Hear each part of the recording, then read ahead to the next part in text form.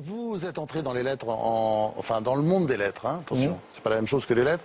En 1985, c'est une émission d'Apostrophe, vous avez tenu des propos qui ont énormément choqué. Comment se fait-il qu'aujourd'hui, malgré toutes vos dénégations, vous n'arrivez pas à convaincre tout le monde que vous n'êtes pas antisémite ?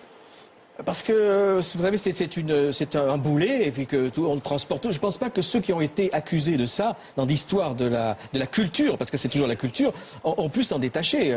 Vous avez tous les exemples du monde, même pas seulement des écrivains, mais même, je pense à Fassbinder qui a fait un film où il mettait en scène un antisémite toute sa vie, on l'a critiqué. Ou vous avez plein d'exemples comme ça dans le cinéma, la littérature. Et puis à l'époque, en 85, quand j'ai fait ça, c'est-à-dire quand je suis allé à Apostrophe et que j'ai défendu mon premier livre avec beaucoup de vigueur. Au régal des vermines. Exactement, ouais. Et en défendant la figure de Louis-Ferdinand Céline, principalement, qui était mon idole, qui l'est toujours. Eh bien, on pouvait croire que c'était ringard, cette psychose de l'antisémitisme, qu'il y avait un côté réac et complètement vieillot et que ça ne persisterait pas. Eh bien, aujourd'hui, vous voyez, on ne parle que de ça. Il n'y a que ça. C'est-à-dire que plus l'histoire est montée, 25 ans après, c'est pas seulement, ça ne m'est pas accroché à la cheville comme un boulet à moi seulement, mais tout le monde ne parle que de ça. Tout le monde est soupçonné plus ou moins de ça. Et pourquoi ? Parce que nous sommes en France. Et c'est le pays de la culpabilité totale sur cette question. Et nous payons encore Vichy aujourd'hui.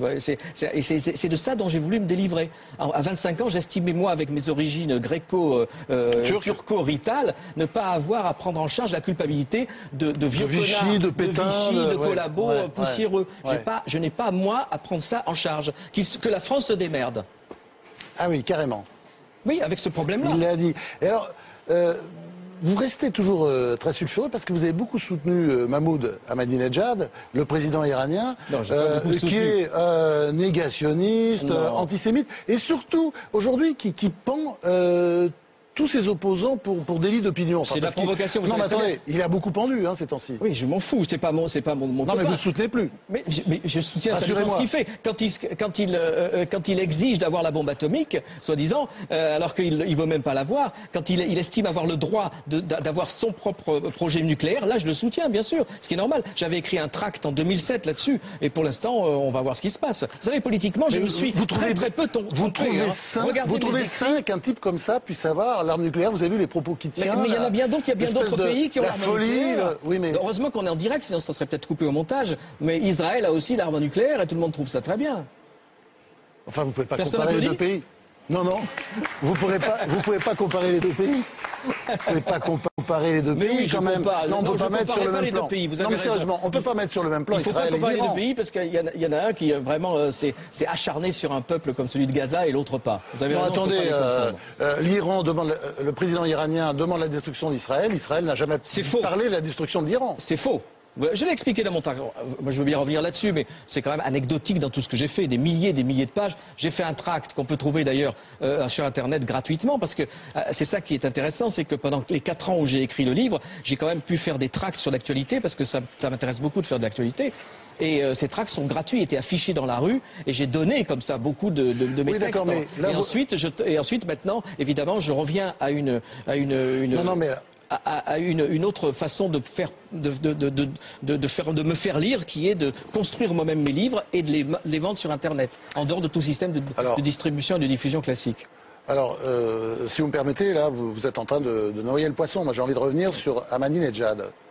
Vous le soutenez aujourd'hui ou pas? Non, mais vous l'avez soutenu. Mais je l'ai pas soutenu. Vous le soutenez aujourd'hui ou pas? Mais attendez, vous l'avez soutenu à travers des textes. Non. Vous le soutenez aujourd'hui, vous le soutenez plus? Je n'ai fait qu'un texte sur Ahmadinejad où je disais qu'il était d'ailleurs très comique. Je vous renvoie au prix qu'il a reçu par un groupe de rabbins antisionistes, et qu'il avait le droit de ne pas être soupçonné par le monde entier de vouloir la bombe atomique, alors qu'il voulait simplement faire un projet nucléaire civil. C'est tout.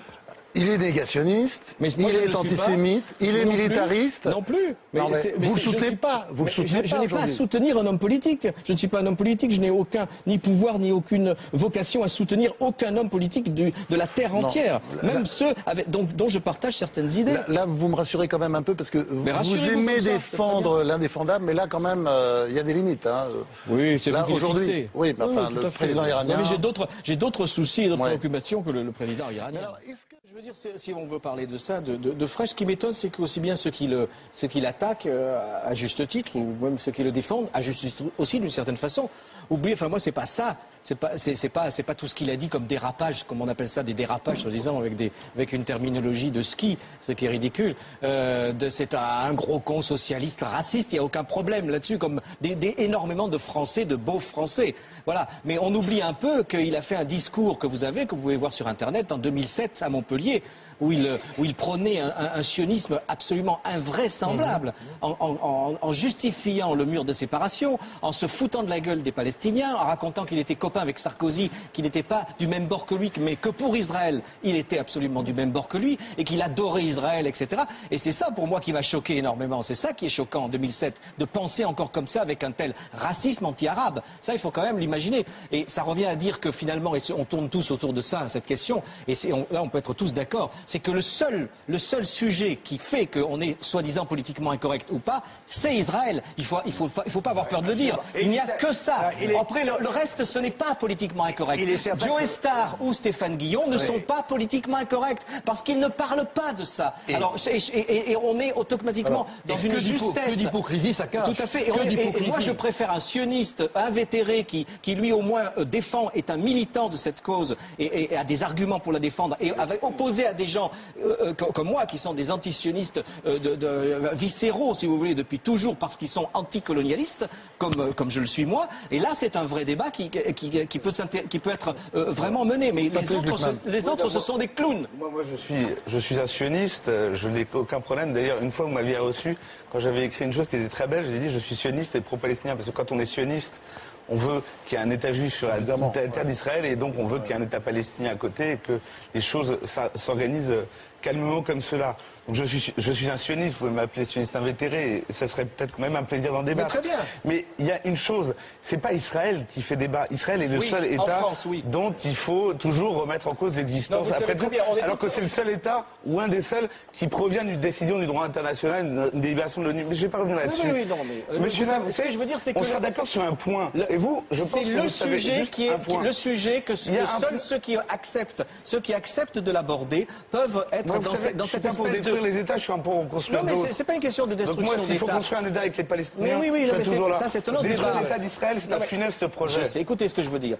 Moi, je vous parle pas du sujet. Je vous parle pas du sujet propre d'Israël, même en Israël. Je parle qu'en France, c'est un sujet. Pourquoi détruire un État? Mais non, mais je veux rien détruire. Des gens à la mer comme c'est affreux. Vous me prêtez Laissons Patrick Luckman terminer. Ensuite, Marc Edouard, maître, s'il vous plaît. Maître, s'il vous plaît. Pourquoi en France c'est un problème? C'est ça. Alors attends, on recommence. Patrick Luckman. Ce que disait Tesson, il n'avait pas tort, mais je pense même que Nab sera le premier conscient de cela. Qui peut nier que les mots tuent?